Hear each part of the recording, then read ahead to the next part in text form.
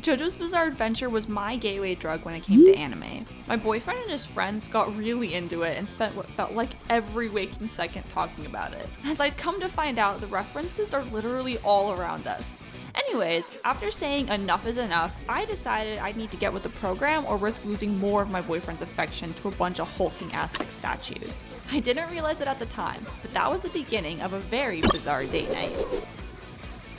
Honestly, I probably would have agreed to watch sooner if I knew I'd be staring at muscle men the entire time. Even the women in this show look like they're wearing football pads.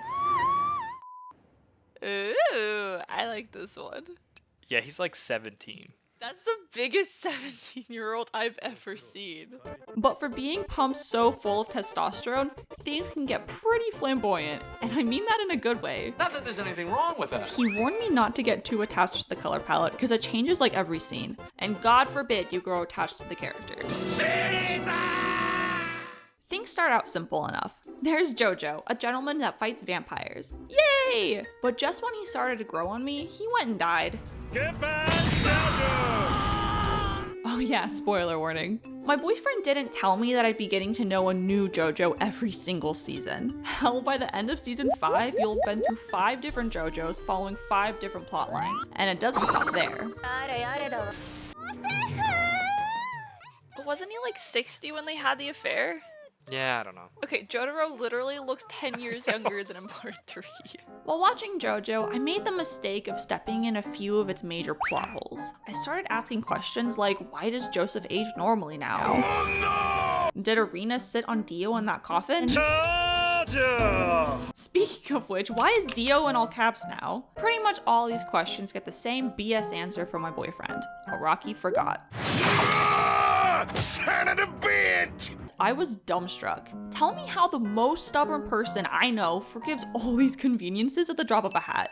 Okay, let me get this straight. Okay. They wrote Hamon out of the show because it's only used to fight vampires, right? Uh-huh. And the villain in this season is a vampire. Meanwhile, I'm still getting guilt tripped over things I did 3 years ago.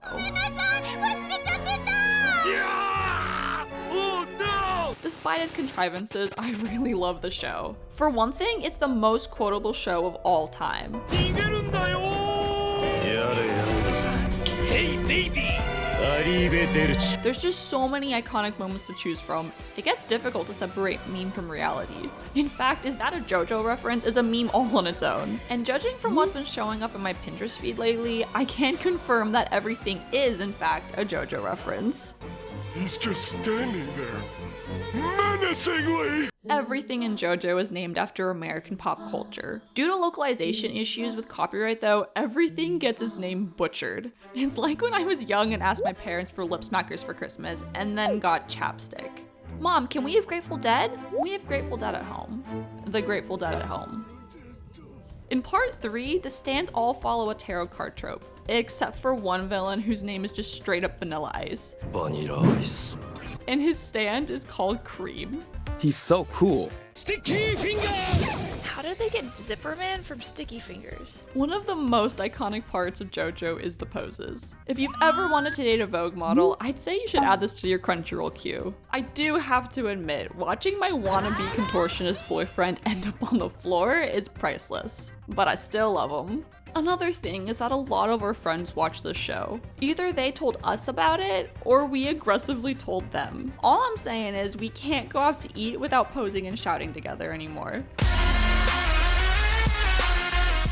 One night out, it felt like I was watching a restaurant skit in a first-year language course. It's Chinese for Japan. By the end of the season, I guarantee you'll be confidently haggling your way through Japan. My boyfriend has been pretty transparent about being anxious to introduce me to the series. Does he regret his decision? Well, I'll just let this mousepad I got him for Valentine's Day speak for itself. I'll be honest, living with a JoJo fan can be a handful, but by becoming one, it turns into a team effort. Is it good ammunition to get him to watch one of my shows? Well, yeah.